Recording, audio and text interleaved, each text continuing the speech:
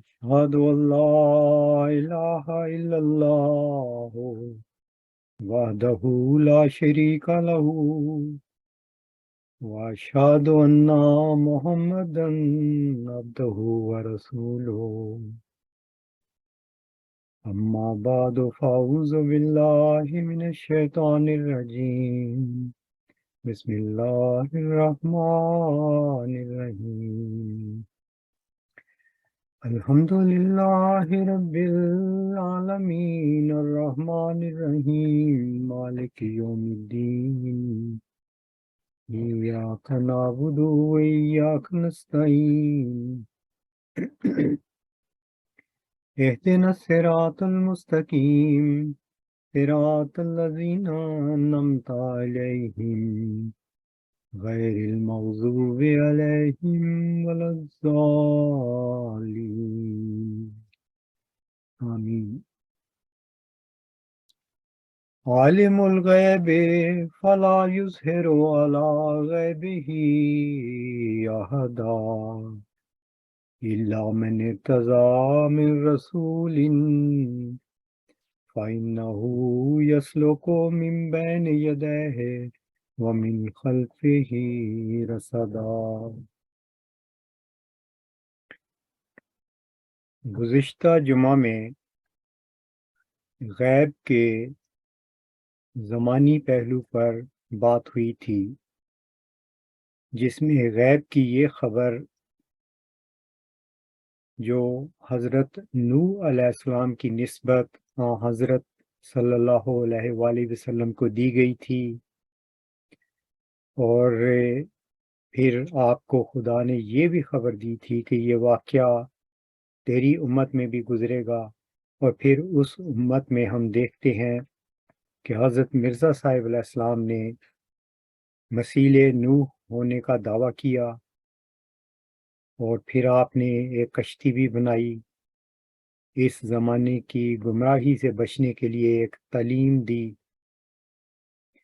اور ہم یہ بھی دیکھتے ہیں کہ پھر اس تعلیم پر آپ کے بیٹے نے عمل نہیں کیا، اور اس طرح وہ نافرمانوں میں شامل ہو گیا۔ آج اسی غیب کی جو خبریں دی جاتی ہیں، ایک اور خبر اس کا ذکر کرنا مقصود ہے، اور یہ واقعہ آج سے تقریباً 3500 سال قبل کا ہے، یعنی حضرت صلی اللہ علیہ وآلہ وسلم سے قریباً 2000 قبل حضرت موسیٰ علیہ السلام اور فرعون کے واقعہ کی آپ کو خبر دی گئی، اور ان کے درمیان جو مکالمہ ہوا وہ بھی قرآن کریم نے غیب کی خبر کے رنگ میں محفوظ رکھا، اور پھر یہ بھی خبر دی کہ ہم نے اس واقعہ کو مثلاً للآخرین بنایا، یعنی آخرین کے لیے ایک مثال بنا دیا۔ اب ہم اس واقعہ کو دیکھتے ہیں کہ وہ ماضی میں کیا تھا، اور پھر اب اس واقعے کی شہادت ہمیں کیسے ملتی ہے۔ سب سے پہلے ایک لفظ جو میں واقعہ استعمال کر رہا ہوں، اس کے بارے میں تھوڑی سی وضاحت کرنا چاہتا ہوں کہ واقعہ کس کو کہتے ہیں علمی رنگ میں۔ ہمارے پاس علمی دنیا میں کسی چیز کا تعین کرنے کے لیے 3 ڈائمینشنز ہیں۔ ان 3 ڈائمینشنز میں ہم کسی چیز کو لوکیٹ کرتے ہیں، اسپیشل ڈائمینشن جسے کہتے ہیں۔ جس چیز کو ہم اسپیشل ڈائمینشن میں لوکیٹ کرتے ہیں اس کو علمی لحاظ سے پوائنٹ کہتے ہیں۔ اس ڈائمینشن کے ساتھ اگر ٹائم کی ڈائمینشن بھی شامل کر دی جائے تو یہ 4 ڈائمینشنل چیز بن جاتی ہے. اس 4 ڈائمینشنل چیز کو ایونٹ کہتے ہیں، واقعہ کہتے ہیں علمی لحاظ سے. سادہ لفظوں میں اگر میں اس کو بیان کرنے کی کوشش کروں تو یوں کہہ سکتے ہیں کہ مثلاً میں ایک شخص کو کہتا ہوں کہ آپ مجھے فلاں جگہ پر ملیں. فرض کیجئے ایک ریسٹورانٹ ہے، اس کے 10ویں منزل پر مجھے ملیں. تو یہ پوائنٹ ہے، ہم لوکیٹ کر رہے ہیں اس چیز کو کہ وہ کس جگہ واقع ہے. اس کی لینتھ، بریڈتھ اور الٹیچیوڈ تینوں چیزیں ہم اس کے سامنے رکھ دیتے ہیں. لیکن یہ چیز ادھوری ہے جب تک میں کسی دوست کو یہ نہ کہوں کہ آپ مجھے 5 بجے ملیں مثلاً. تو یہ جب تک چوتھی ڈائمینشن ساتھ نہ ہو تو ہماری ملاقات ہونا محال ہے.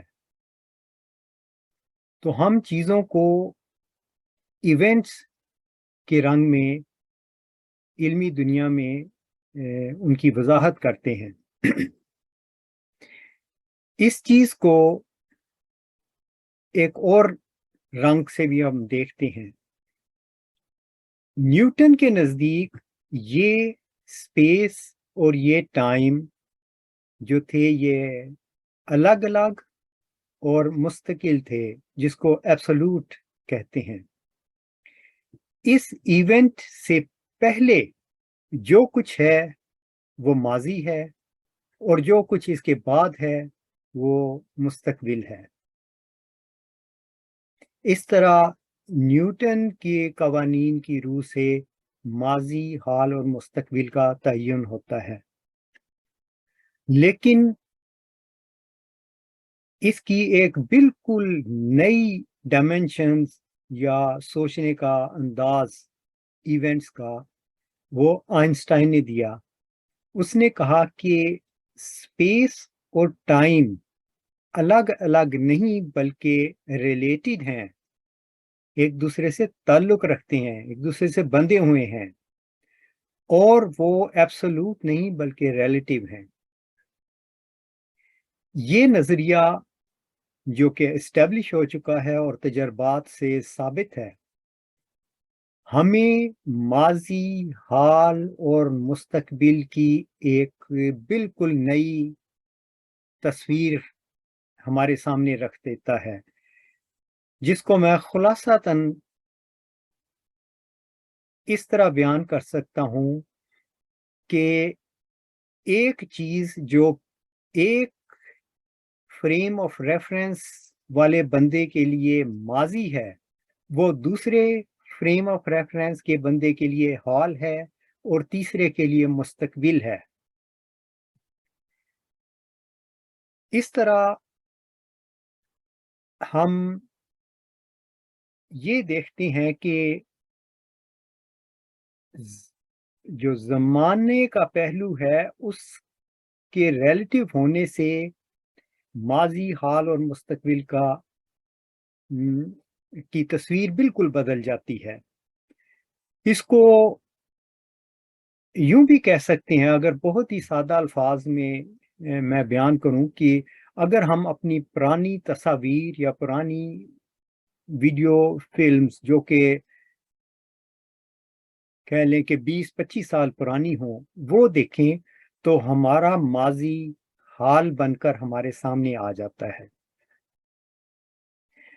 اس کو مختصر کرنے کے لیے میں یہ کہنا چاہتا ہوں کہ قرآن کریم میں اللہ تعالیٰ غیب کی یہ خبر دیتا ہے کہ قیامت کے روز میں تمہارے سارے ماضی کے اعمال حاضر کر دوں گا، حال بنا دوں گا، تمہارے سامنے رکھ دوں گا۔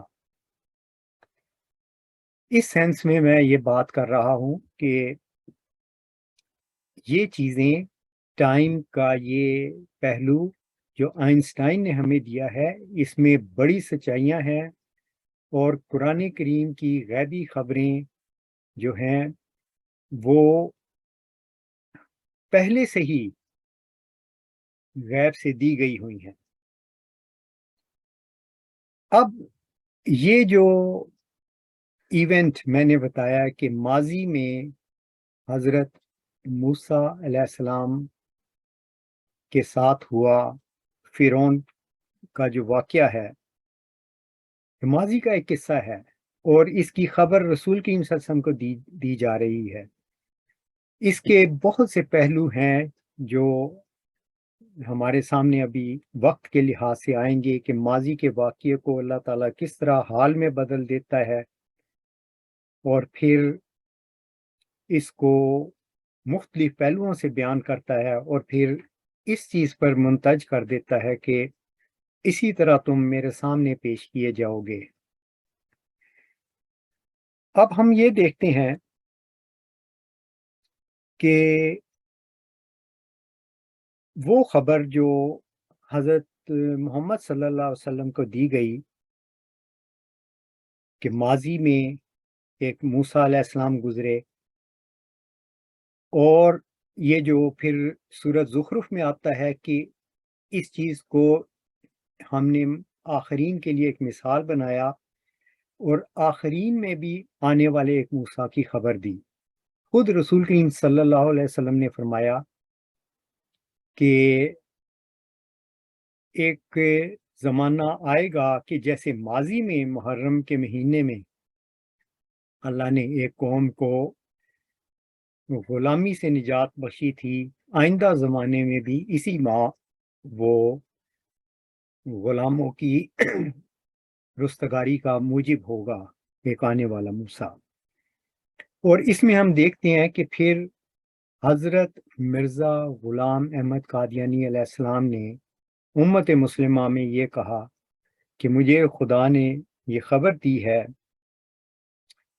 کہ میں جری اللہ فی حلول الانبیاء ہوں، اور 1906 میں آپ کو الہام ہوا انت فیہم بمنزلات موسیٰ، تو ان میں موسیٰ کی مانند ہے، یعنی اپنی قوم میں۔ اس کے ساتھ پھر آپ کو ایک اور الہام ہوا 19 جنوری 1903 کو، جس میں آپ اس طرح بیان کرتے ہیں، میں مصر کے دریائے نیل پر کھڑا ہوں اور میرے ساتھ بہت سے بنی اسرائیل ہیں، اور میں اپنے آپ کو موسیٰ سمجھتا ہوں۔ ایسا معلوم ہوتا ہے کہ ہم بھاگے چلے آتے ہیں، نظر اٹھا کر پیچھے دیکھا تو معلوم ہوا کہ فرعون ایک لشکر کثیر کے ساتھ ہمارے تعاقب میں ہے، اور اس کے ساتھ بہت سے سامان مثل گھوڑے، گاڑیوں اور رتھوں کے ہیں، اور وہ ہمارے بہت قریب آ گیا ہے۔ میرے ساتھی بنی اسرائیلی بہت گھبرائے ہوئے ہیں، اور اکثر ان میں سے بے دل ہو گئے ہیں، اور بلند آواز سے چلاتے ہیں کہ اے موسیٰ، ہم تو پکڑے گئے۔ تو میں نے بلند آواز سے کہا کلا انا معی ربی سیہدین، یعنی ہرگز نہیں، ہم نہیں پکڑے جائیں گے، یقیناً میرا رب میرے ساتھ ہے، وہ ہمیں ہدایت دے گا۔ اتنے میں بیدار ہو گیا اور زبان پر یہی الفاظ جاری تھے۔ اب آپ دیکھیں کہ یہاں پر بھی رسول کریم صلی اللہ علیہ وآلہ وسلم کی امت میں ایک شخص مسیح موسیٰ ہونے کا کا دعویٰ کرتا ہے۔ تو وہ جو ماضی کا واقعہ تھا، اللہ نے اس کو آج سے قریباً 100 سال پہلے حال کے رنگ میں ظاہر کیا۔ اس کی اور بھی مثالیں دوں گا تاکہ یہ بات واضح ہو جائے۔ پھر اسی طرح 5 اپریل 1905 کو آپ کو الہام ہوا، کففت ان بنی اسرائیل، میں نے بنی اسرائیل سے روک دیا۔ اس کی وضاحت کرتے ہوئے آپ تحریر فرماتے ہیں، بنی اسرائیل سے مراد وہ قوم ہے جس پر اس قسم کے واقعات تکلیف وارد ہوئے جیسے کہ بنی اسرائیل پر فرعون کے زمانہ میں ہوئے تھے۔ اس سے معلوم ہوتا ہے کہ ہماری جماعت بنی اسرائیل سے مشابہ ہے۔ وہ لوگ جو ان پر بے جا ظالمانہ حملے کرتے ہیں، ان کو خدا نے فرعونوں سے مشابہت دی ہے، اور حاصل مطلب یہ ہے کہ ایسے بے جا حملے کرنے والے روک دیے جائیں گے اور ایسے نشان ظاہر ہوں گے کہ ان کی باتوں کا لوگوں کے دلوں پر کچھ اثر نہ ہوگا۔ یہ دونوں بلکہ 3 حوالے دینے سے مقصد یہ تھا کہ اللہ تعالیٰ نے امت مسلمہ میں ایک شخص کو موسیٰ بنایا، اور پھر اس کے بعد ہم دیکھتے ہیں کہ رسول کریم صلی اللہ علیہ وسلم کی بھی خبر کے مطابق اور خود مرزا صاحب کو جو خبریں دی گئیں اس میں ایک اور موسیٰ کی بھی خبر دی گئی۔ اور اس میں سب سے پہلی دلیل یا ثبوت میں یہ رکھتا ہوں کہ 20 فروری 1886 کو جو عالمگیر نشان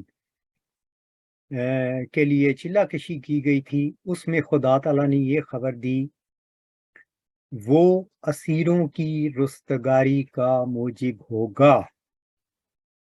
یہ وہی خبر ہے جو رسول کریم صلی اللہ علیہ وآلہ وسلم نے یہی دی تھی کہ آئندہ زمانے میں ایک قوم کو غلامی سے نجات دی جائے گی محرم کے مہینے میں۔ پھر دوسری خبر جو مرزا صاحب علیہ السلام کو دی گئی وہ 9 اپریل 1905 کی ہے۔ اب وہ میں آپ کے سامنے رکھتا ہوں۔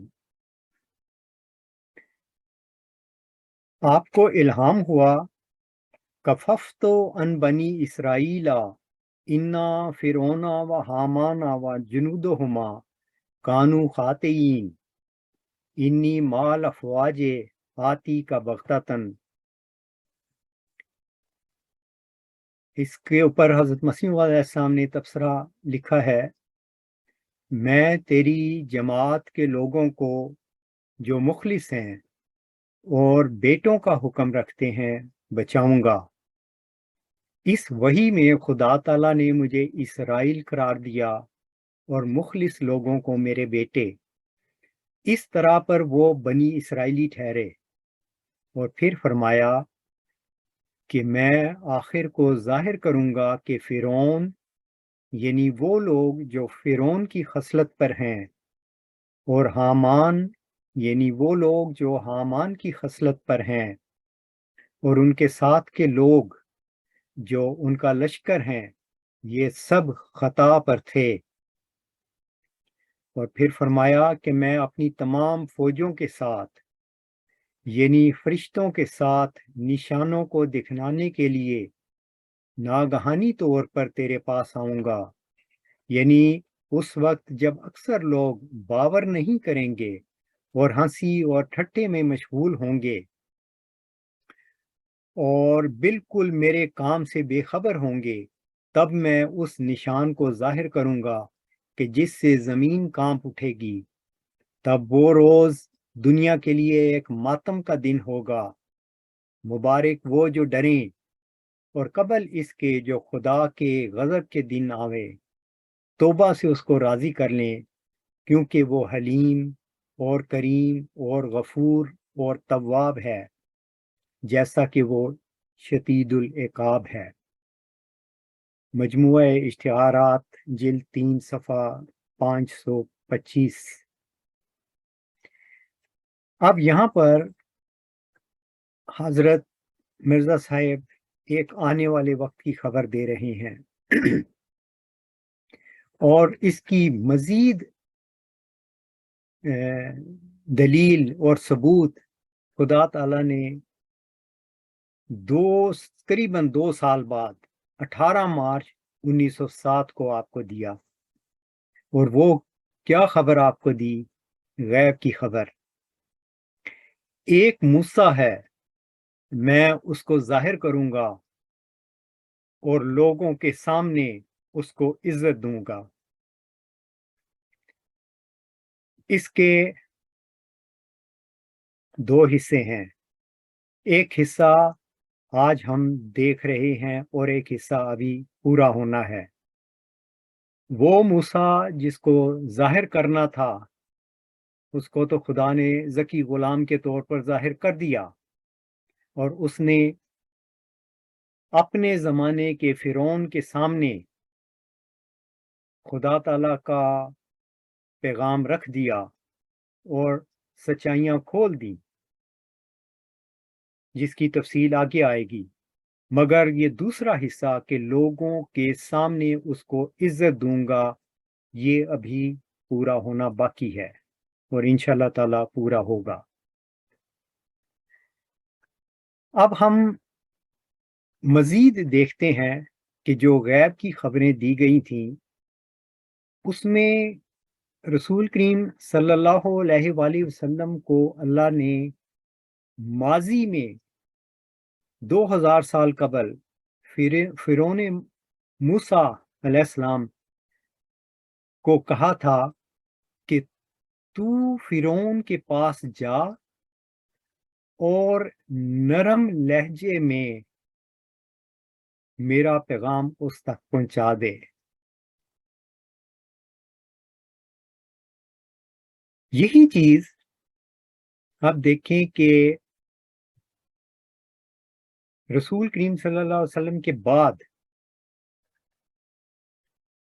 مرزا صاحب، جو کہ ایک رنگ میں مثیل موسیٰ بھی تھے، آپ نے ملکہ وکٹوریہ کو جو خط لکھا جس کا نام تحفہ کیسریہ ہے، اس میں آپ دیکھیں کہ کس قدر نرم لہجے میں ملکہ برطانیہ کو مخاطب کر کے وہ تحریر اور وہ پیغام لکھا گیا۔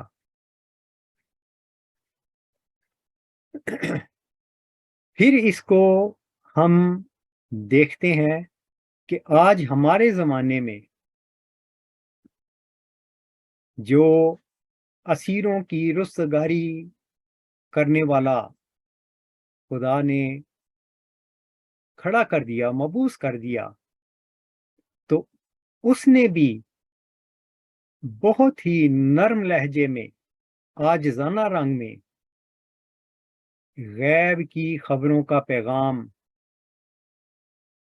اپنے وقت کے فرعون کے سامنے رکھ دیا۔ تو اللہ تعالیٰ غیب کی خبریں دیتا ہے جیسے رسول کی وسلم کو دیں، اور پھر ان کو دہراتا ہے اور انسان کو یقین دلاتا ہے کہ جو ماضی میں واقعات ہوئے تھے وہ سچے تھے، اور اس کا ثبوت آج کے ہونے والے واقعات ہیں، اور آج کے ہونے والے واقعات ماضی کی سچائی کا ثبوت بن جاتے ہیں۔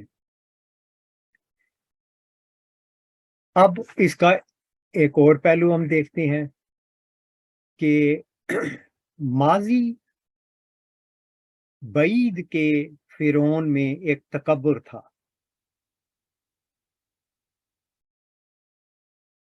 اور جب موسیٰ علیہ السلام نے اس زمانے میں پیغام رکھا تو اس وقت کے فرعون نے کہا کہ یہ واقعہ سورۃ زخرف میں لکھا ہوا ہے، اس کا ترجمہ ہے، میں آپ کے سامنے رکھتا ہوں اور فرعون نے اپنی قوم میں اعلان کیا، اے میری قوم، کیا مصر کی حکومت میرے قبضہ میں نہیں اور یہ دریا میرے تصرف کے ماتحت نہیں چل رہے؟ کیا تم دیکھتے نہیں؟ یعنی دیکھو میں کیسی شان رکھنے والا انسان ہوں اور سارا نظام میرے تحت چل رہا ہے۔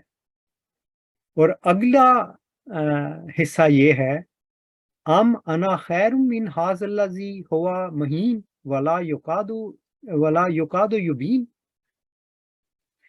اب آپ اندازہ لگاؤ، یعنی فرعون نے وقت کہہ رہا ہے کہ میں بہتر ہوں یا یہ حقیر سا انسان بہتر ہے جس کو بات کرنی بھی نہیں آتی۔ یعنی اس زمانے میں جو 2000 سال پہلے رسول کریم صلی اللہ علیہ وسلم سے قبل فرعون کا یہ رنگ تھا، جس میں حضرت موسیٰ علیہ السلام کے لیے ایک حقارت اور ایک تذلیل کا پہلو نظر آتا ہے کہ اس میں تو بات کرنے کی اس کو تمیز نہیں ہے، اس کو تو بات ہی نہیں کرنی آتی۔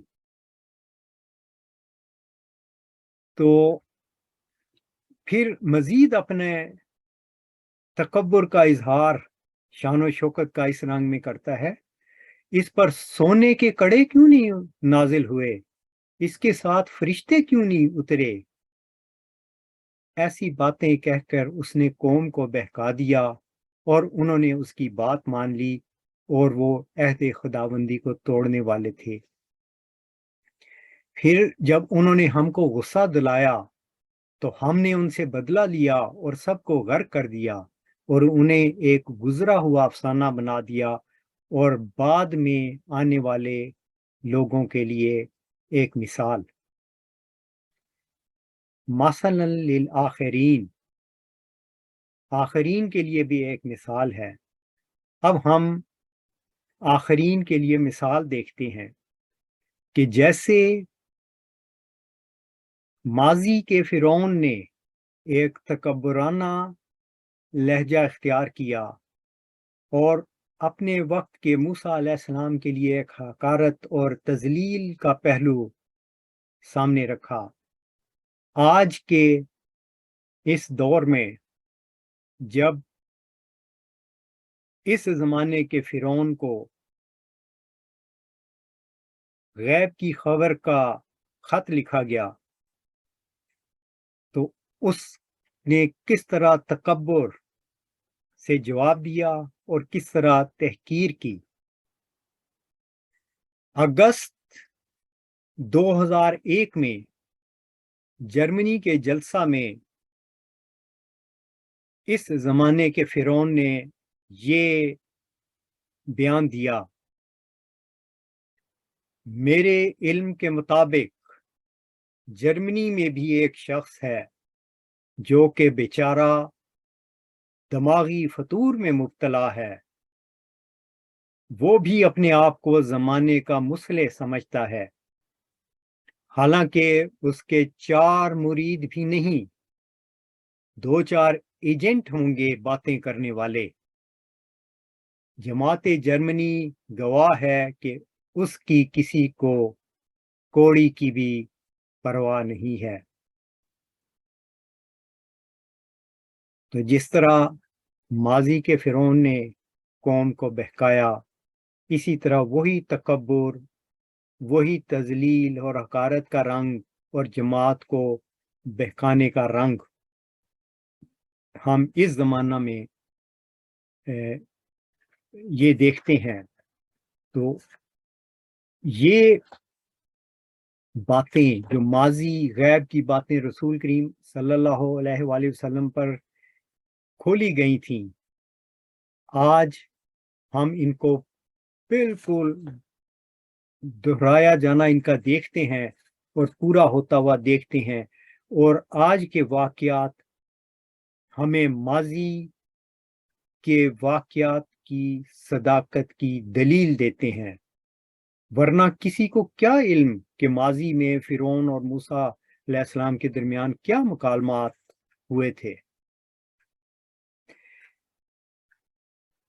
जो खत इस जमाना के ज़की गुलाम असीरों की रुस्तगारी करने वाले ने लिखे थे, उनमें मरकजी एक ही बात थी। वो क्या थी? मुझे अचानक गैब की बातों का इल्म होना शुरू हो गया।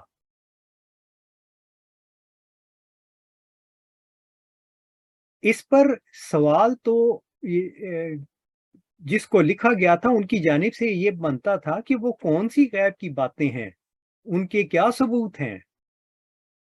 मगर ये चीज नहीं हमें नजर आती, बल्कि इसके मुकाबले में एक फिरौनियत और तकब्बुर नजर आता है।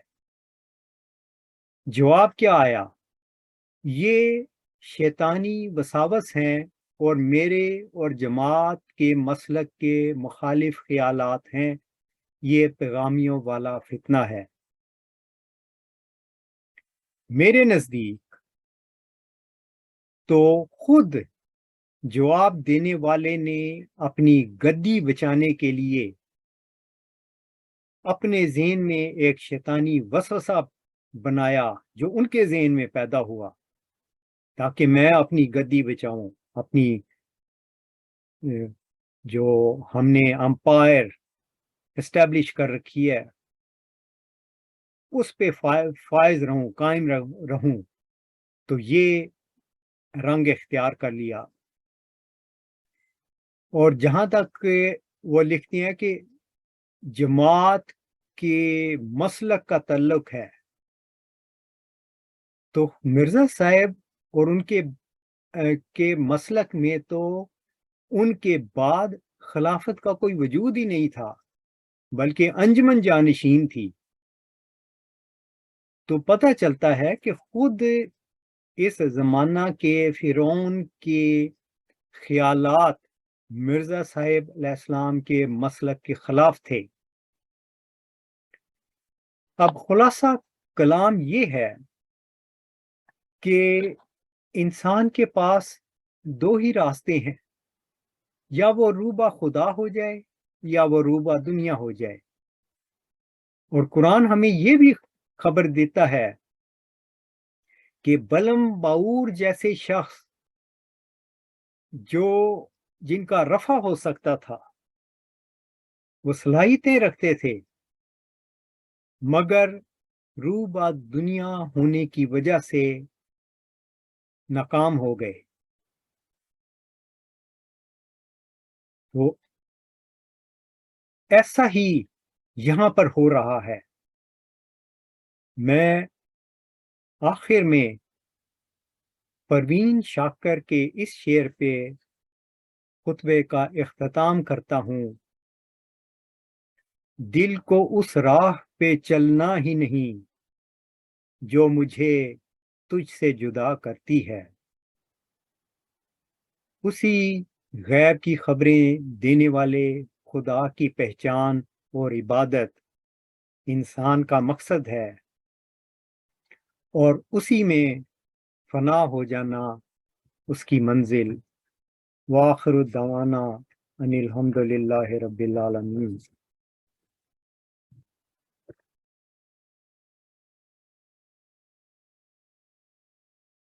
अल्हम्दुलिल्लाह नहमदुहु व नस्तईनुहु व नस्तगफिरुहु व नुमिनु बिही व नतवक्कलु अलैहि व नऊज़ु बिल्लाहि मिन शुरूरि अनफुसिना व मिन सय्यिआति अमालिना। मन यहदिहिल्लाहु फला मुज़िल्ल लहु व मन युज़लिलहु फला हादिय लहु। व नशहदु अल्ला इलाहा इल्लल्लाहु व नशहदु अन्ना मुहम्मदन अब्दुहु व रसूलुहु। इबादल्लाह रहमकुमुल्लाह इन्नल्लाह यअमुरु बिल अदलि वल इहसानि व इताइ ज़िल कुर्बा व यनहा अनिल फ़हशाइ वल मुनकरि वल बग़ि याइज़ुकुम लअल्लकुम तज़क्कुरून। اذکروا اللہ یذکرکم ودعوہ یستجب لکم ولذکر اللہ اکبر